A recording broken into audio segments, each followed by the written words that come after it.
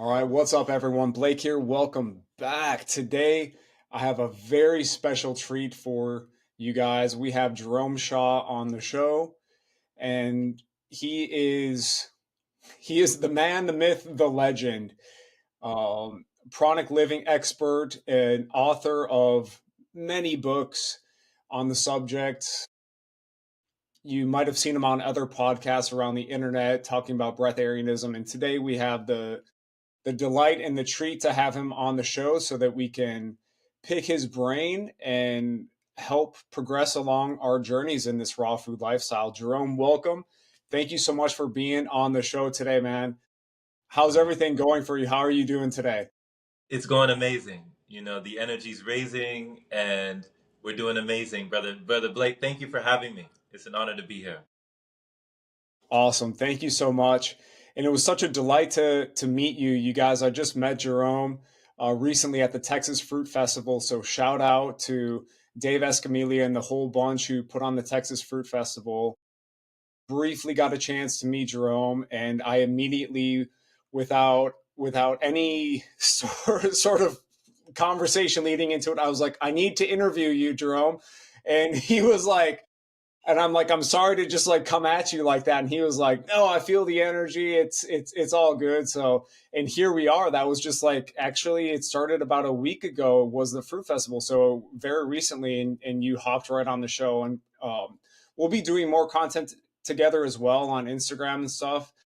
But to just start out, I wanted to see if you could paint a picture for the audience of what is chronic living. Yeah, great question. Great question.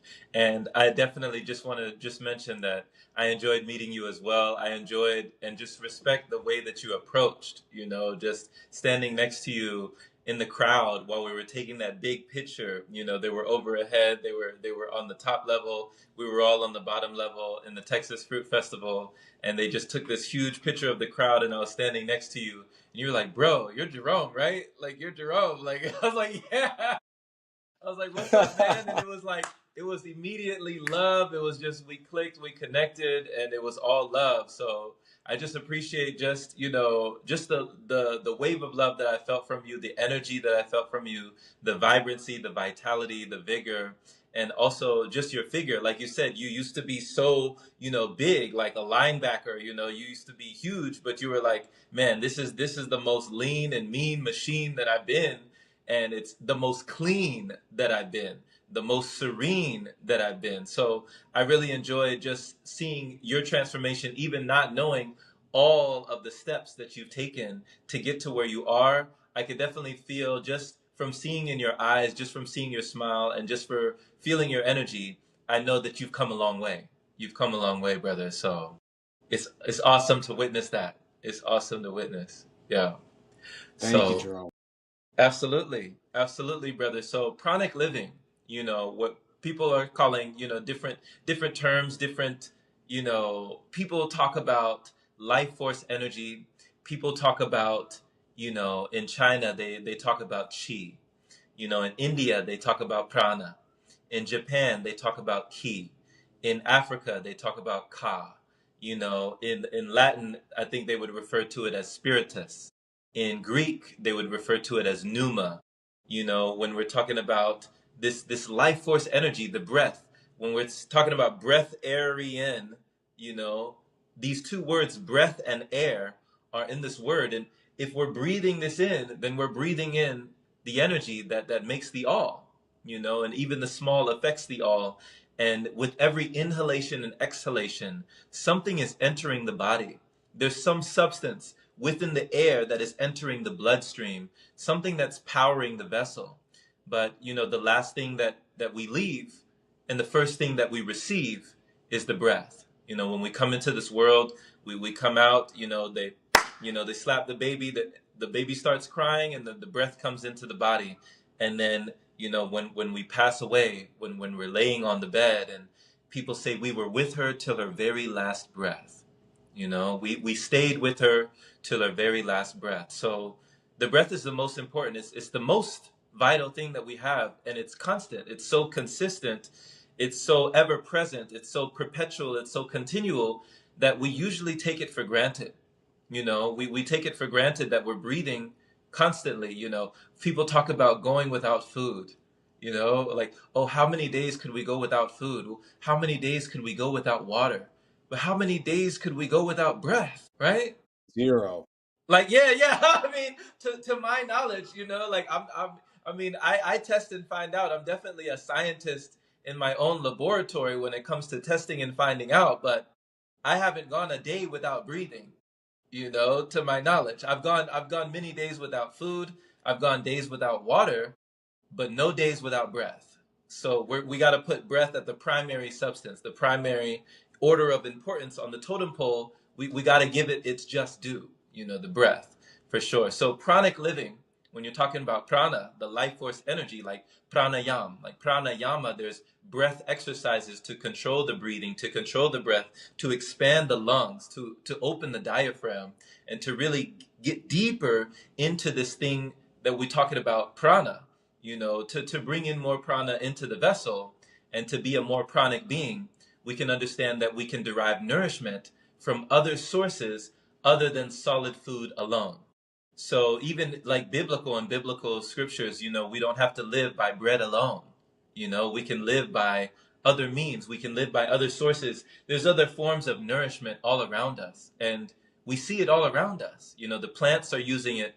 The trees are using it. The birds and the bees are using it. I mean, the sun, this cosmic intelligence, this cosmic energy that's shining down on this planet, giving this example of unconditional love that's always shining, the light that's always beaming, that's always gleaming on this earth.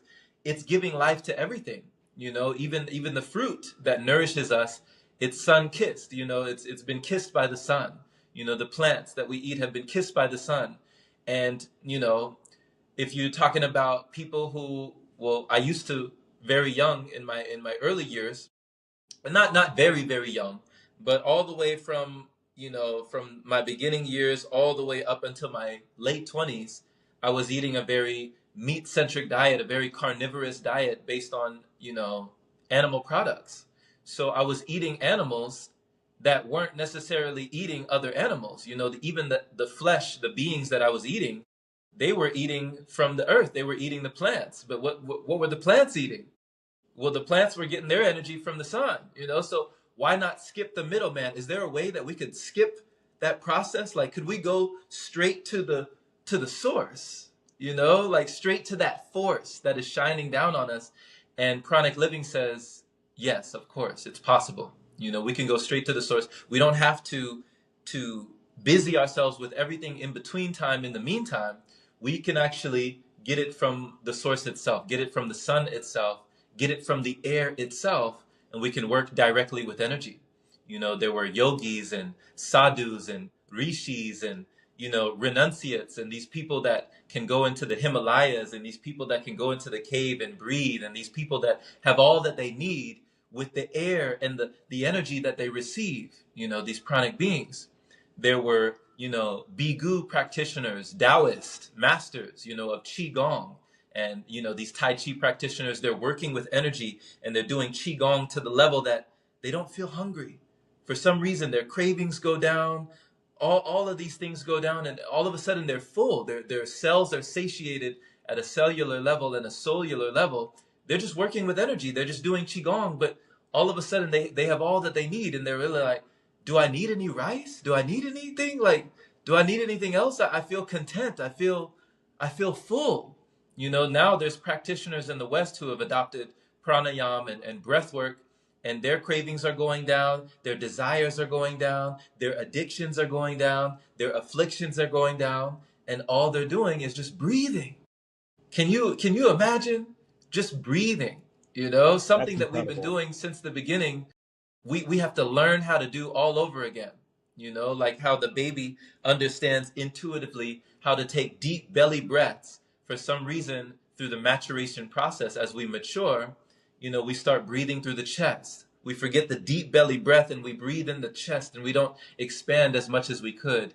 And our potential kind of goes down for that capacity, for that boundless potential for breath, to feed us on a level that we may not know of. So on one front, we have breatharianism, but on another front, we have chronic living. So it's basically deriving nourishment from other sources. And it comes from the ancient word inedia, which means to eat very little or not at all. So understanding it's an option, it's a choice that we can we can have this or not have this. It's up to us what experience we want to have in this reality.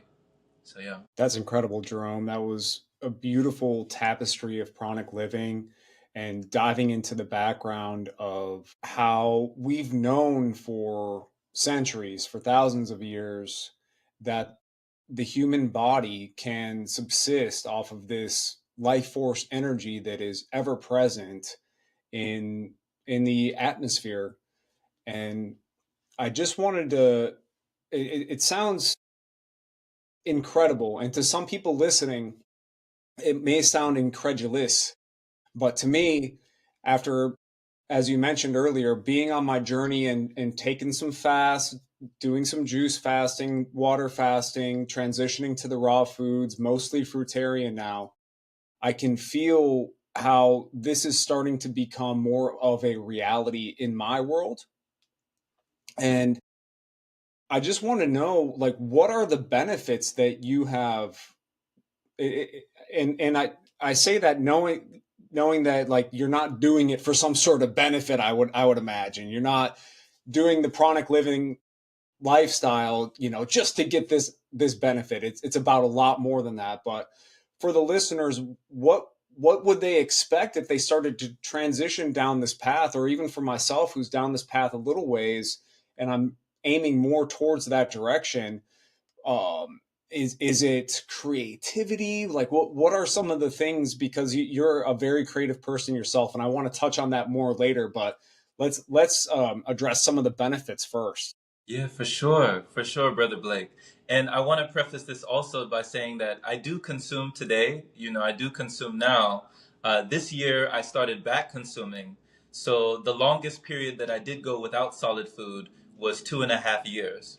So that was the longest time I went consecutively, like no days of not even a banana, not an avocado, nothing solid. So I wasn't chewing anything for 2.5 years. But this year I did go back to start, and I just tell people raw vegan is where I draw the line. So pretty much same as you when it comes to frugivore living, fruit-based living, or fruitarianism. I'm not so much a fruitarian. I drink juice more than I eat fruit, but plant-based living would be where I would be. So raw veganism, I guess you could call it plant-based, but I do a lot of juicing as well. So I can talk about, the benefits. I can talk about how I started. How brief can I make this? How much time do you Just go for it, man. Okay, so I'll try and just surmise it if I can summarize it as best as I can. But yeah, I never get tired of telling my story. I've been telling my story since 2020, 2021, since I've been talking in the Pranic World Festival in Italy, where I attended in 2022. I attended the Pranic World Festival, and I've been, speaking at that festival for some years now as well, and just giving a lot of interviews on my story. But I never get tired of talking about it because it was just the most transformational thing that ever happened to me in my entire life. And it only happened when I was like 28 years of age. So this was in my late 20s. So it took me all the way up until 28 years, for me to realize that the way that I was living was a choice. Like, I didn't even know I had a choice.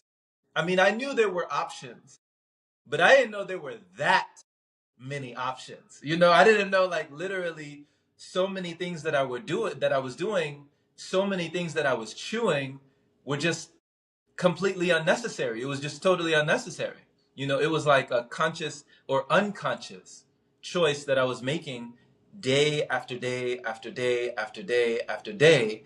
And I was just caught in that cycle of just going to work just to get the money, to buy the food, to have the energy to go back to work to get the money to buy the food, to have the energy to go back to work to get the money to buy the food, to have the energy to go back to work. That cycle had me for years.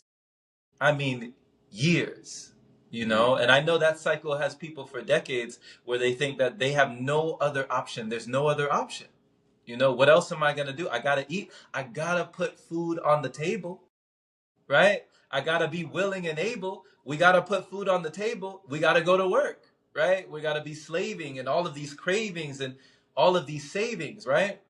So, you know, for me, I was in a relationship that it was dwindling. It was going down. We were high school sweethearts. We met each other when I was 18, 19 in high school, and we followed each other. We were with each other in college. I proposed, we got engaged. Eventually we got married, and then we separated. And the separation was like a devastation. It was really bad.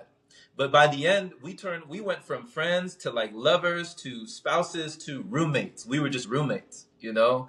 We could not get along. There was no communication. There was a lot of frustration. And, you know, we had to have that separation. When we did, I drove all the way from Texas to California. And I was lost, man. I was lost, Brother Blake. I was gone. My identity was pretty much split. My heart was split. My mind was split. My soul, you know, I felt like I had lost my soulmate, or I just didn't know. I was left in the zone of the unknown, not knowing where am I going to go from here? Who am I going to be without this person in my life? When I went to California, I ended up in Pasadena around some family members in the Los Angeles area. And coincidentally, right? They say there's no coincidences, but through a series of serendipity, you know, through a series of synchronicities, I went on meetup.com and I was just looking for things to do in the area. You know, I was just, man, I was destroying my sexual energy, destroying my mind, just wrecking my body, and just my psyche, my mental health was just dwindling, just diminishing, really. And I mean, I was just withering away. I just was really in a depressive period in my life and not an expressive period in my life, really suppressing a lot of that energy and not knowing what to do with it. So, not knowing what to do with myself, I went on meetup.com and I found a seminar nearby in Pasadena where these monks and nuns were teaching meditation. They were doing a seminar. So, I mean, something told me just go. Like, Jerome, don't worry about it. Just go now. You know, even though I was like, I'm gonna be 15 minutes late. I don't like showing up late. It just told me go. Don't worry about that. Just go. And it was a strong intuitive pull to go to this seminar that these Burmese monks and nuns from Myanmar were teaching on meditation.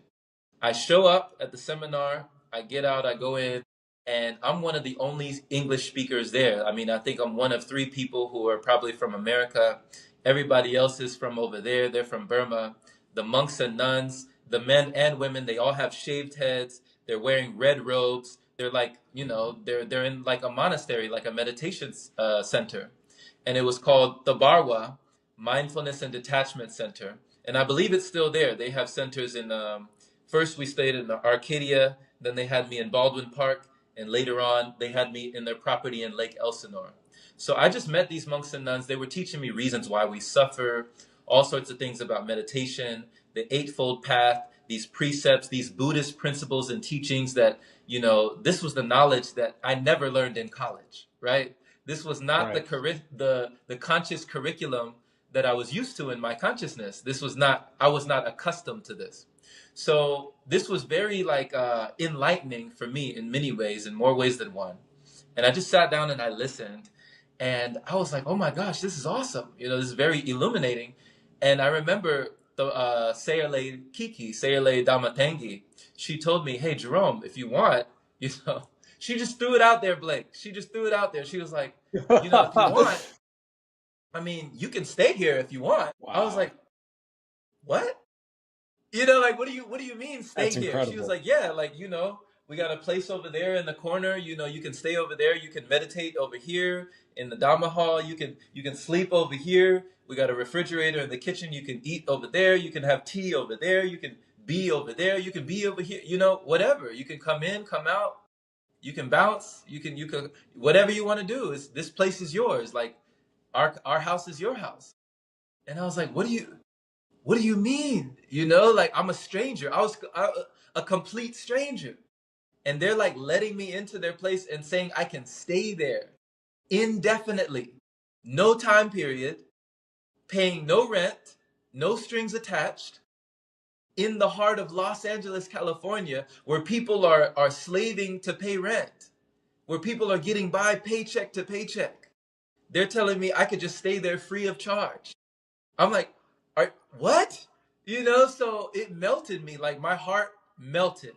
You know, I had family members in the Los Angeles area that they didn't even show me the kind of love, unconditional love. You know, you're talking about the son. They didn't show me that kind of love like these monks and nuns were showing me.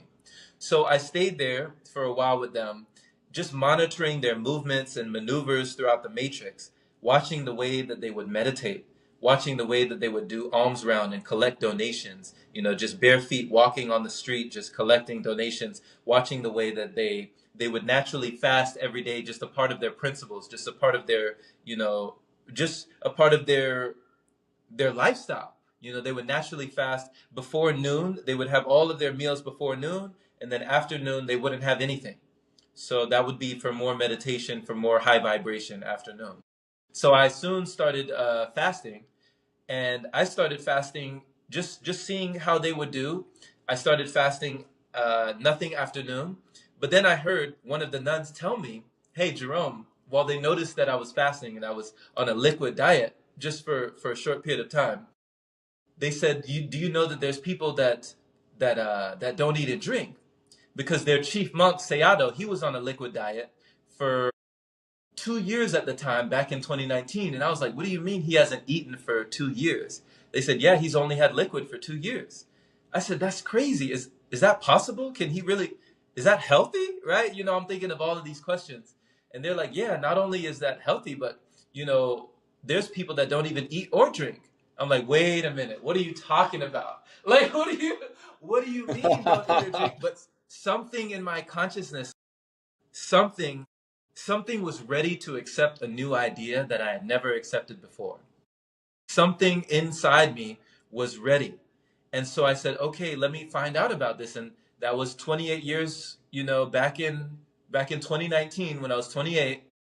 That was the first time I heard about breatharians, the first time I heard about liquidarians, first time I ever heard about pranic living. You know, these words were not in my lexicon. This was not my language. You know, I didn't even know that this existed. I didn't know this would be a viable way of living. So I started going down the rabbit hole, as one does. I go down YouTube and I start finding these people. I start finding Jasmuheen, the godmother of breatharianism. I start finding Ray Mayor, who wrote the book, you know, A Year Without Food. You know, Jasmuheen wrote the book Food of the Gods and Pranic Nourishment 101. Elitam Elamine, who's one of my mentors today, he wrote the book It's Okay to Be Healthy and Human Photosynthesis 101. And then I look at Christiana El Chayan. I have her book, The Pranic World Book, and she's in Romania teaching about these things. Nicholas Pilartz and Raffaella, they're in Italy teaching about these things. And just all sorts of people all over the world, Victor Truviano, like who grew back his teeth, and like all sorts of people who are just healing miraculous stuff, just miraculously. And they're doing it by taking in nothing at all, you know, just vibing on the energy, the ethers, you know, as it were. So as I go down the rabbit hole, I start fasting, and I'm like, okay, I'm gonna go on a liquid diet, and I'm gonna do what John Rose talks about. John Rose talks about taking a solid food vacation, right? Yes, sir. Let's just take a vacation. You know, I'm not saying it'll be a staycation, right? But let's take a vacation. Let's take a solid food vacation for 30 days. I just said 30 days, just 1 month, 30 days. And I had people around me who said, you know, you're on liquids? I was like, yeah. They said, how long? I said, 30 days. They said, that's too long. That's too long, right? So immediately I was met with opposition with their perception. They were saying, oh, no, that's way too long. And there's a gamer in me that I used to play video games all day long. And that was all I used to do.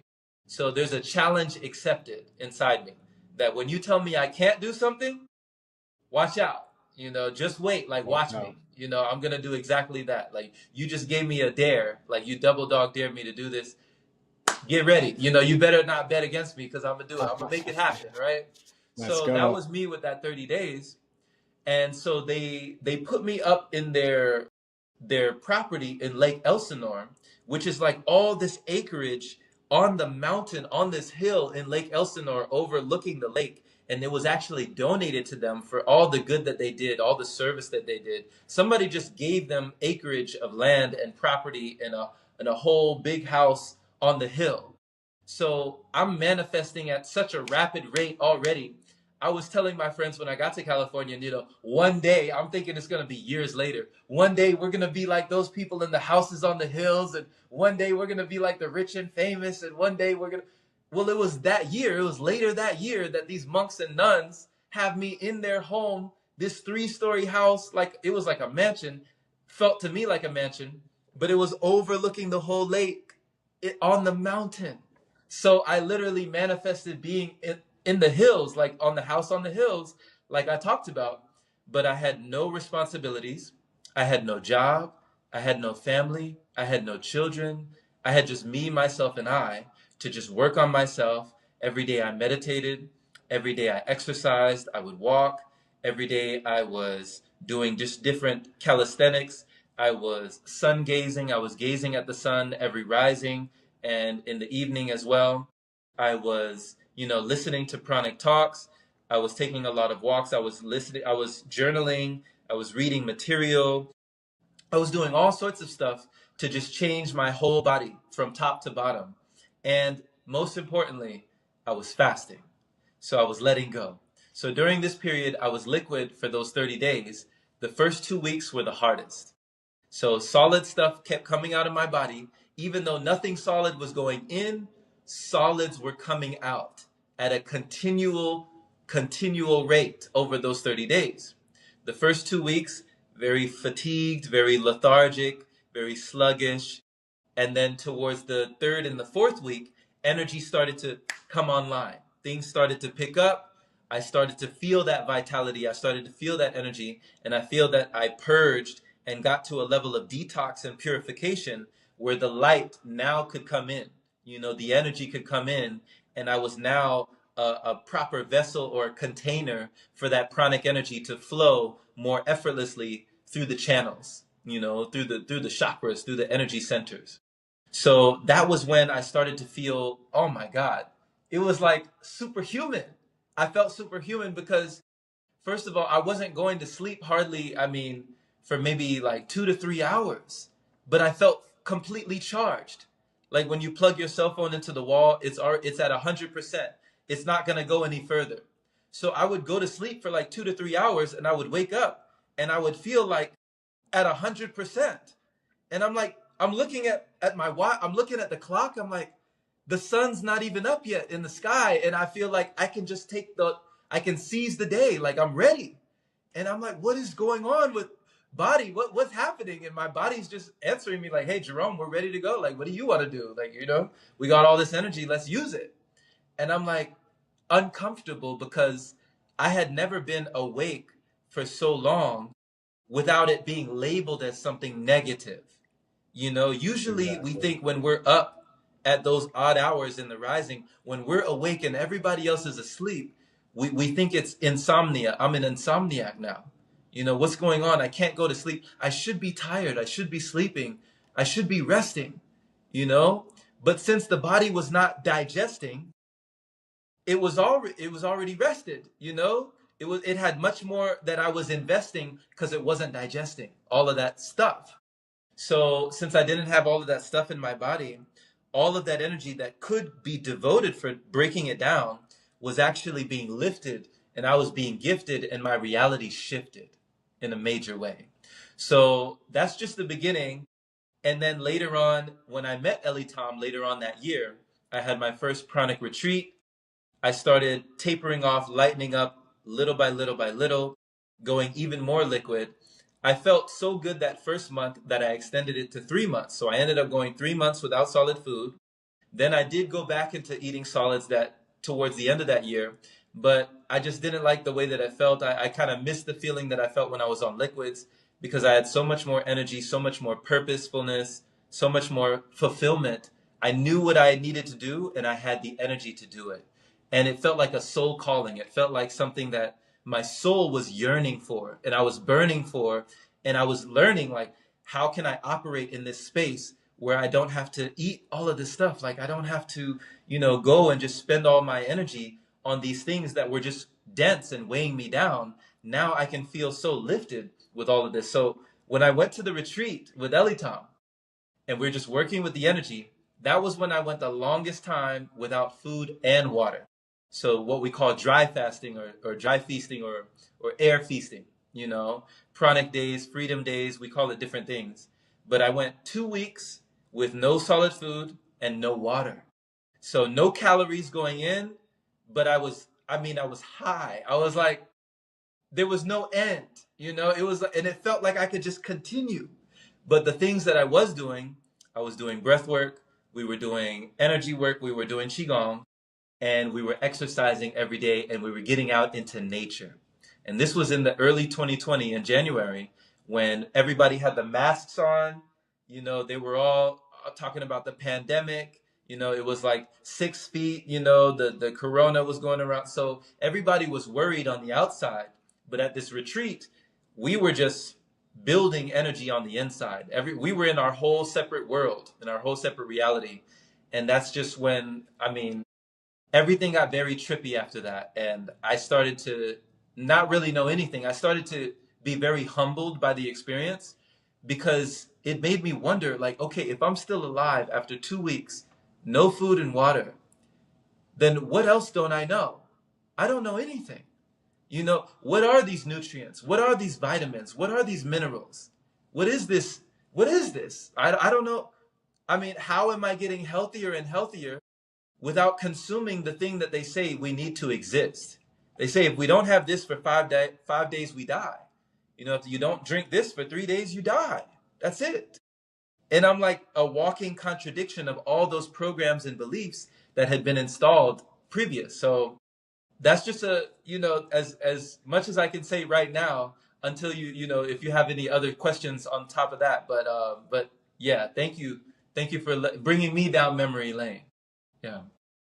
Jerome, thank you so much for sharing that. Your origin story, it reminds me of like the Batman origin story, man. Like you are like a true like martial artist warrior of the pranic lifestyle. It's honestly incredible. Like I feel like, like when we have faith in something, we reach out, but then the universe reaches back. And you had set that intention and you had started that manifestation and you had taken that drive and you had taken that chance even though you're going to be late for that meditation, but then the universe reached back. And the way that you painted that picture, it's just incredible. And there was a couple of things that I wanted to touch on, more so because I think my mind is still transitioning from the physical world into more of allowing the truth of the etheric world, which I do know is the full truth. That when you were going through that first 30 days, I believe you said, of your liquid fast or your solid food vacation, um, that you were experiencing some detox symptoms, but then you turned a corner and you felt as though that you were more of a clear channel for the prana to flow through you, and that was kind of what pushed you into more fasting, more liquidarianism, and then eventually, when you were on your retreat with Elitom, you were able to just go, go, go, go, go, Yeah. on the dry fasting.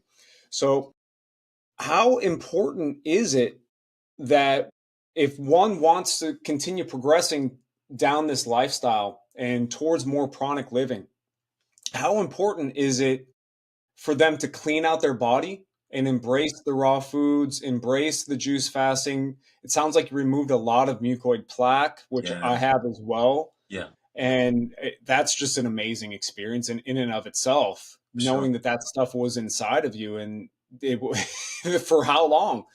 Um, so, what's the best way to go about that detox process? Is the detox process super important for your body to physically be able to run more off of ether? So it's maybe so its own vitality isn't bogged down by constantly fighting against the toxins that are inside. What's your take on that whole detox process transition into the more towards the pranic way of life? Absolutely. Great point, Brother Blake. Even just for people, like one of my friends talks about like a cheat code to raw, to raw vegan, like elimination is the focus. When we eliminate those foreign elements, those foreign invaders, or just even the tenants that we have in the house that are not paying rent, when we evict, they need to be evicted, Otherwise, if they're not evicted, we're always restricted, we're always constricted, we're always addicted, right? Because these parasites, I mean, they tap into the nervous system, the plaque, the mucoid plaque, it's gunking up the gut guidance, it's gunking up the gut intuition, the gut instincts, the guts. That's like the second brain. Some people call it the first brain. All these neurons in here and just everything that makes up the our makeup, makes up what our mind makes up, what we gravitate towards, what we are pulled towards, what we are propelled towards. So until we really release all of that stuff, the energy doesn't really increase until we release, So there's a descension of energy that has to happen before the ascension. We're always talking about how do we ascend? How do we ascend? How do we for our ascension? But I feel like, physically, we can talk about metaphysically, but definitely physically, if those parasites, if the plaque, if everything that's inside the gut, the microbiome, like if that doesn't go away, we're going to be plagued with health issues for life. We're not going to be able to absorb any of the nutrients that we actually could be absorbing through plants, veggies, and fruit, or what have you. Like we could be absorbing so much more if it wasn't being blocked by these things that are interstitial, like in the tissues, the issues in the tissues, Mm-hmm. right?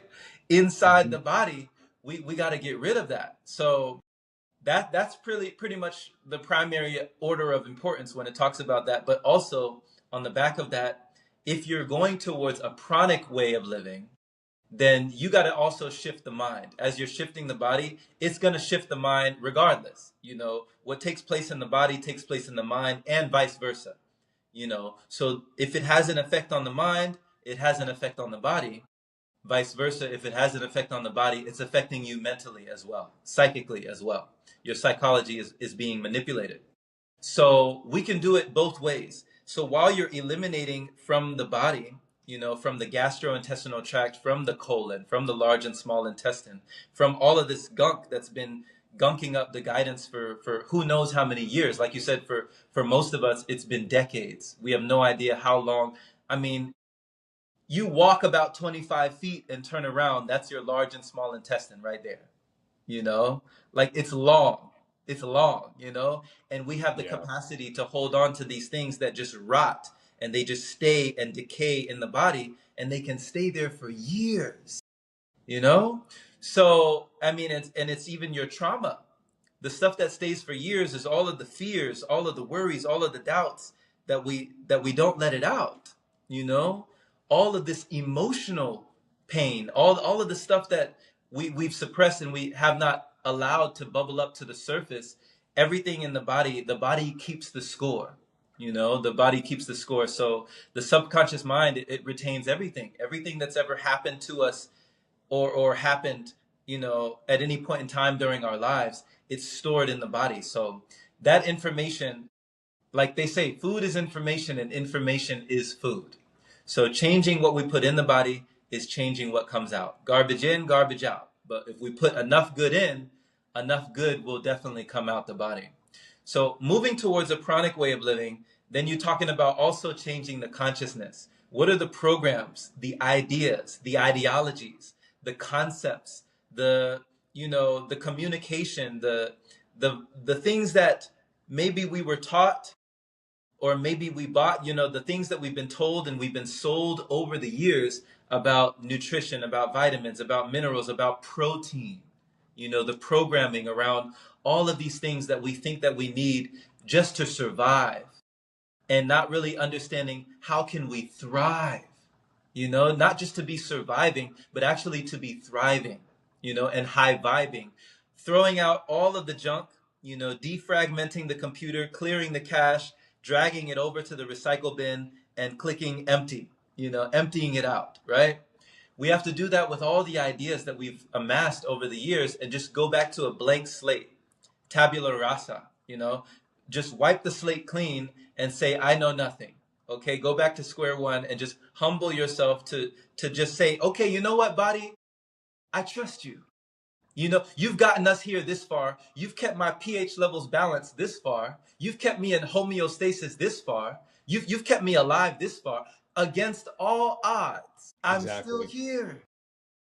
That should tell you your body knows a little bit more than you do, right? Like maybe the body knows more than we give it credit. Maybe the body knows what it needs. So it's trusting your body fully, surrendering, letting go of control, letting go of all of that, and to just allow and be receptive. Allow the body to do what it does, to what it's always been designed to do. Brother Blake, brother, it's crazy.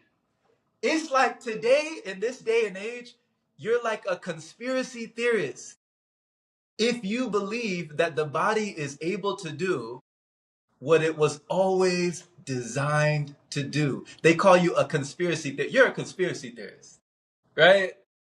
I'm a Yep, that's conspiracy. us, Like, man. you say again? That's us, man. Yeah, it's like we're the crazy ones. We're the crazy ones that don't feel like we have to eat 3 times a day plus snacks. Breakfast, lunch, and dinner plus snacks in between. We're the crazy ones, Like we feel like we don't have to be in constant digestion mode, that we don't have to be manufacturing waste like a waste manufacturing factory all day and all night long, over and over and over and over and over again without a break. Nobody thinks that it's weird for us to be walking around 600 pounds, to have a body mass index, a BMI over 60 or over 50, right? Like to have a body mass index to where somebody has to roll you over on the bed and wash one side of your body and then roll your other side of your body and wash the other side of your body to where you can't even bathe yourself, and you're still alive? You mean to tell me your body you're still alive? Nobody thinks that's strange, but when you say, "Oh, I'm going to take a break from food," you're crazy. Are you crazy? You're going to stop eating? Are you crazy? So, let me not digress. Let me not digress. So, pretty much, to go towards a pranic way of living, you have to really deprogram to reprogram. You have to understand, okay, I don't have to get all my nutrients and my nourishment from this thing. I've gotten it from this thing for a better part of my life. For most of my life, I've gotten it from solid food. What if I could get it from something that's not so tangible? I've gotten it from the tangible. What if I could get it from the intangible? Okay, I've gotten it from the solid. What if I could get it from the gaseous or even the liquid?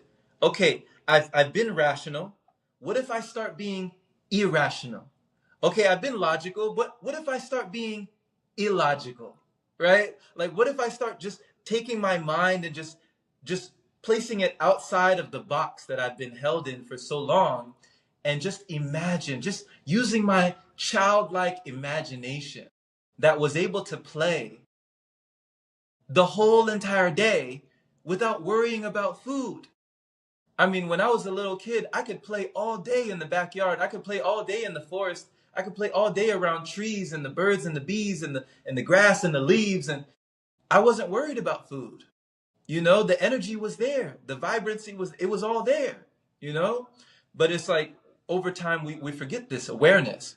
So going back to the awareness that you can just let it go for a time to start to realign and see the signs, flow with your body. It's like a personal trainer once told somebody, hey, don't worry about what you want to eat. If you stay in the gym, your body's going to tell you what you no longer need. Like you keep training with me in the gym, your body's going to let you know that this is no longer compatible. You are no longer energetically attuned with that vibration. This has to go in order for me to keep showing up and be a high performance vessel, be a high performance vehicle, and maintain this and sustain this, the way that I want to. So, reading different forms of literature, watching different talks, listening to different people's stories, interviews like this, conversations, communication, like having that in your consciousness can start to have an effect on your mind, which passes on to the cells of your body. And once the cells get the memo, it's much easier to let go because you don't have the fear behind it, you don't have the worry behind it, and you don't have all of those ideas that are conflicting and butting heads with each other and trying to say, well, what about your protein, or what about this, or what about this supplement, or what, I need this, I need that, I need that. It's like, no, I trust, I have faith, I have this inner knowing that my body can be growing, that things can be glowing, that things can be showing up in my life if I let all of that go, you know? So we say reprogramming the mind. Meditation can be a big foundation, relaxing the nervous system, getting into the parasympathetic, breathing, proper breath. Energy work is a big, bonus if you want to do energy work. You don't have to, but it can be a big bonus for sure. Being out in nature, not being in these walls enclosed in these air conditioned environments, because it's conditioned, being in the fresh air, being in the sunlight, having the sun on your face and getting that vitamin D, just being out and grounding, putting your bare feet in the grass, walking on mother's belly, walking the earth, getting the negative ions from nature, getting the ionic nutrition from the air, from the sky, and just radiating your body with this energy, this can become a form of nutrition. This can become a form of light, food. This can become a form of feeding, and it can supply you with all that you're needing, for sure. That's incredible, Jerome. I haven't heard too many people talk about everything in such a comprehensive way, man. Like that's an amazing way to say that the cleanliness of the body is almost I don't want to say unimportant or a moot point, but if you don't have that letting go and the cleanliness of the mind as well, and how you mentioned that the mind, it programs all our cells. Yes. And Yes. if you're in a happy mood, you're going to have less pain, less stress, less cortisol, and all that stuff. I think most people kind of can vibe with that, but taking that to another level, getting getting your body to that cleanliness where you're not having all these toxins inside. And for some people that might be a bit of a journey. You mentioned, the hypothetical case of a 600-pound person. It might take a few long juice fasts, water fasts. You might be raw and you might be detoxing for a little while, but there is a light at the end of the tunnel for Yes, sure. absolutely. Absolutely. And then along the way, we can work on our mind. We can work on it. The message that I'm getting from you is just letting go of all that programming, letting go of those things inside of us that no longer serve us. And I agree that there is an energetic component to cleaning the toxins out of your body, whether it's mucoid plaque or just your organs cleansing themselves slowly over time. And then whatever emotions or thought patterns that were attached to that get cleansed right out of your body as well. So the two go hand in hand, and working on both at the same time, it is so important. And thank you for that reminder on that. Yeah. And I just want to touch on, um, like we mentioned in the beginning of the show, we were just at the fruit festival, and dude, you're shredded, man. You're shredded. You look very fit.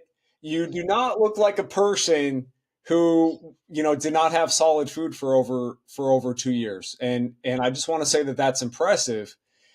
And in my own journey, just to give you kind of a quick little context, I started my raw journey in the beginning of this year. And it was because I was finally, similar to yourself, I was finally able to open my mind to accept this idea and then just give it a try, you Mm-hmm. know? And um, there was definitely some ups and downs. I think I was just eating too much nuts in the beginning, and it was keeping kind of a lot of mass on my body, and I started to taper down on that. And I'm about 30 pounds lighter than when I started. And so for me to weigh 170 pounds, starting at 200 pounds and having been in the 190s, 180s, 190s, close to 200 pounds for the past 20 years, that was kind of like, that's kind of a crazy adjustment. I feel different. And I've heard other people talk about that. Um, but I want to let everybody know that I think that that's normal. I think our normal weight as a human being, as a Homo sapien, is to be more athletically built. In my opinion, I feel so much better. I have so much energy. Um, I can relate to what you said about feeling refreshed after less sleep. There's so much to look forward to as you're cleaning up your body, cleaning up your mind, and progressing along your raw food journey. Um, but did you also experience any sort of drastic physical changes? Was there a turning point to where um, maybe you were able to harness more pranic energy, and then that sustained your physique where it's at, and you didn't feel like you were still like losing weight a lot? um, and then just people you've coached, or your friends and people that you've had conversations with, I think this is kind of like a one of those hot topics because it's such a transformation physically, and just to accept and allow that process to take place. And we don't have to be bodybuilders, we don't have to be these people, because I think it's hurting us in the long run, all the protein you have to take, Yeah. the destruction of the body, um, the strain on the joints and all that. So can you talk about that sort of physical transformation piece that is a part of this metamorphosis Mhm. in the raw food realm and working towards chronic living? For sure. And it's a great question, Brother Blake. And I thank you for asking this because I do agree with you. I agree that the human being and the human body, the Homo sapien, I agree that I feel like we were built and born to be athletic, that we were born to be, I mean, our bodies are built for energy conservation. I mean, think about all the migration. Like, how did we get from here to there? Like, how did we walk for miles and miles and miles across, you know, all these continents and countries and just all these locations? And how did we just continue to make our way across this great green planet, the way that we did? We definitely couldn't do it eating the way that we do today. Like, we didn't have, when you think about Paleolithic ancestors, our Paleolithic ancestors that they talk about, that just migrated across the continent. I mean, there was nothing like KFC. There was no such thing as Popeyes. There was no such thing as McDonald's. There was no such thing as Chick-fil-A. There was no such thing as pantries. There was no such thing as refrigerators. There was no such thing as freezers. There was no such thing. You know, there was no such Hmm. thing. We I just know. took what we could, and we like kept walking, just kept going, right?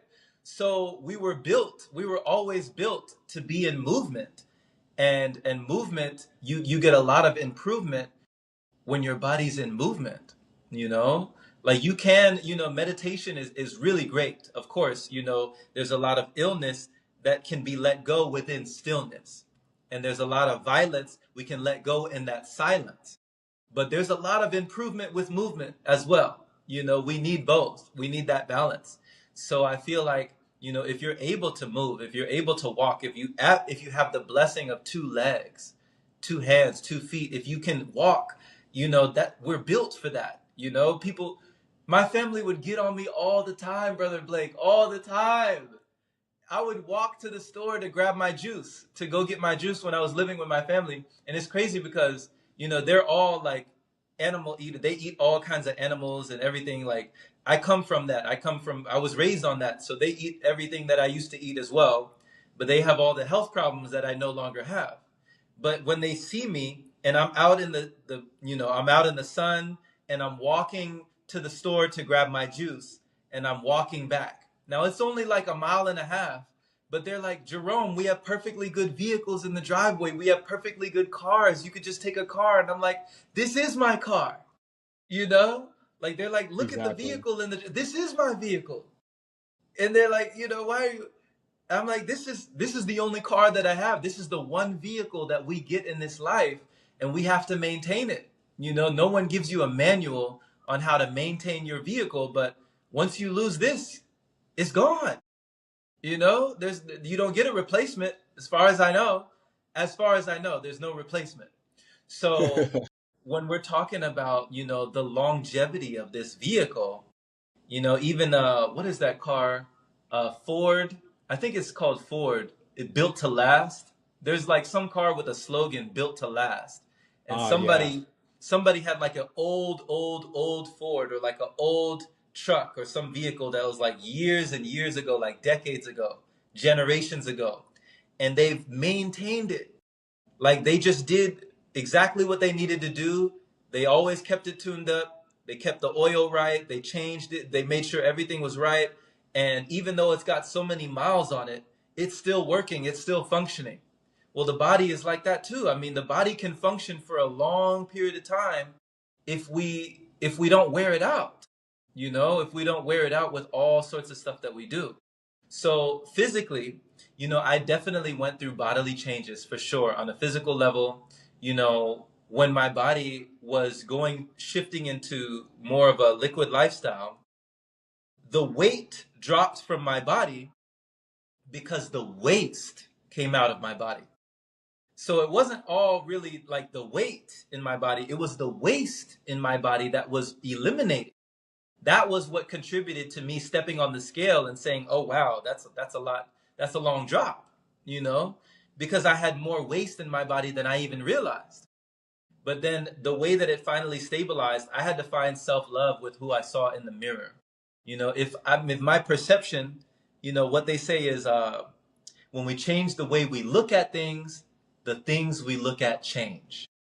Mhm. So the more that I kept looking at myself saying, oh, you're getting too skinny, you're getting too gaunt, you're too frail, you're too slender, you're too this, you're too that, playing into what my family thought of me, if I played into their perceptions and their perspective of my reflection, then I wouldn't have that connection and my body would continue dropping. But when I had love for myself in the mirror, looking at myself and looking at myself in my eyes and really loving who I was looking back at, my body started to stabilize. I started working with energy. I started to stabilize. I started supplementing with a lot of different extracurricular things like exercise, working. I mean, you get a lot of energy through exercise for sure. That's like a form of creating energy, and muscle attracts light to the body. So muscles hold energy.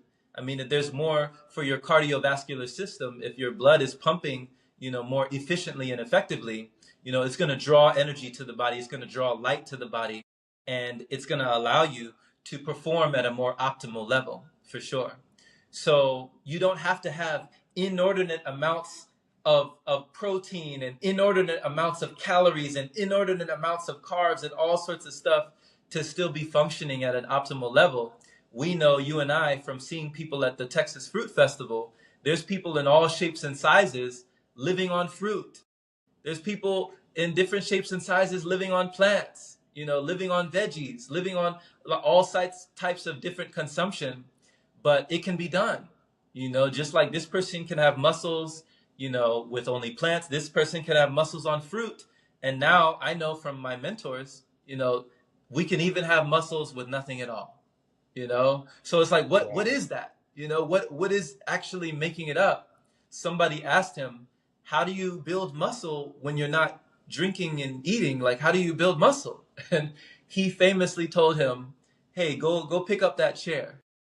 And the guy went up and he picked up a chair and he said, okay, now put it down. So the guy put down the chair. He said, okay, pick it back up. And the guy picked up the chair. He said, okay, put it down. And he put it back down. He said, there you go. You know, exercise, End of story. work out, like, yeah, end of story. Like, there's no substitute. Like, if you want attention to be, whatever you focus on the longest grows the strongest, right? What you focus on expands. So the people that look like they're shredded, or that they, I mean, they put the work in. They did something to get there, whether they were consuming or not. They had to do something. They had to physically do something to have those results.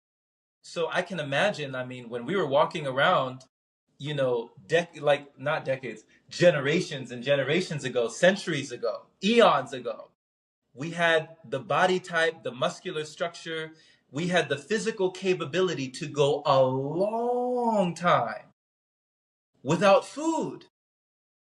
I mean, do you think that Yes. there wasn't fast food on every corner? On every block? Like, we could go long periods without food. And it wasn't even called fasting. It wasn't even a thing. That was just a way of life. You didn't have something every day, that you just well on your way. You just keep going. You just keep walking. So today we've gotten to this point of comfortability, like complacency, where we've kind of been content in this comfort zone of, necessity and availability. There's so much availability for all of this stuff that when we let go, it can be tough. It can be rough because we're not accustomed to being without it.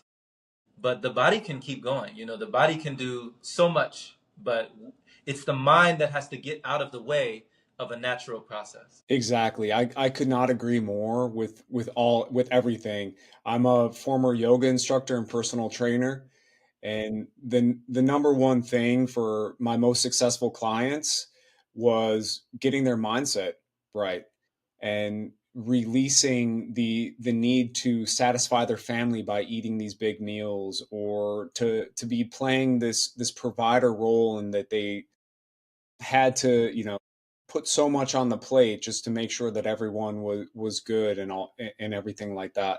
Right. Um, but Jerome, you just touched on some amazing topics, such as the origin of people, and maybe how we used to live in the past is a lot different from now. And then you were touching on longevity, and I want to leave a cliffhanger to the audience and discuss those topics on round two if you're willing. Sure. And Sure. before we cut it off, I wanted to ask you, like, I mean, you're so many things, and I want to touch more on this as well. You're a musician, you're a qigong teacher, you're an author, and I also get this vibe from you that you're a strong person, and you're a great mentor and leader and coach. Wow. Can people have an opportunity to work with you, or where can they find you? How can they look you up on Instagram, YouTube? I know you're all around there. I know you're on Amazon, but let them hear it from you, where they can learn more about the pranic way of life from Jerome Shaw. Well, thank you, brother. Thank you, brother. And just thank you again for the opportunity to share. And as you can see, I get very passionate. Like you can see, I can't help it. I really can't help it. Once it gets rolling, I can't stop myself. Your cup runneth over. Your just cup runneth over, and it just spills over. So thank you so much for just giving me the opportunity to share here on your show, on your podcast. Really just relish and cherish this opportunity. It's been fun. I love talking about this. If somebody does want coaching from me individually, one-on-one, we can definitely do that. Just send me a direct message, send me a DM on Instagram, and you can Instagram me at JROMESHAW. So that's at jromeshaw. And at jromeshaw, that's also, let me see, what else? Oh yeah, YouTube is just Jerome Shaw. So just my first and last name, Jerome Shaw. Amazon for all of my books. you can just type in Jerome Shaw. It'll pull up me on Amazon. You can get any of my books there. We have over 20 novels right now, over 20 fiction and nonfiction. So over 20 books that I've written and published. So that's on Amazon. Patreon.com/pranicpath is the website for people who are really interested to diving even deeper into pranic living and breatharianism in particular. And there's a lot of Qigong replays as well. We have Qigong sessions that we do every day on Instagram. And I put the replays up on the Patreon website as well. So there's so many different videos, audios, testimonials from people's experience who have lived this way of life. Also different teachings, different sessions, different seminars, and different retreats that we've done. I have recordings from those as well, from pranic practitioners of this lifestyle. So that's all on patreon.com/pranicpath. So that would be the place to go to get any of that material. And there's also tons of PDFs, books, and different writings that people might find inviting if they enjoy reading and consuming through that form, that medium as well. So yeah, those are pretty much the channels: the YouTube, the Instagram, and the website. Awesome, Jerome. Thank you so much again. I'm looking forward to round two. I think this was an epic podcast. I think we covered a lot of ground on this one, and then there's some really cool topics that I want to dive deep on for the next one. So for everyone watching, thank you so much for being here. Go check out Jerome's Instagram, his YouTube, his Patreon, and also on Amazon with over 20 books. And you guys, until the next time, I will talk to you guys soon, and peace out.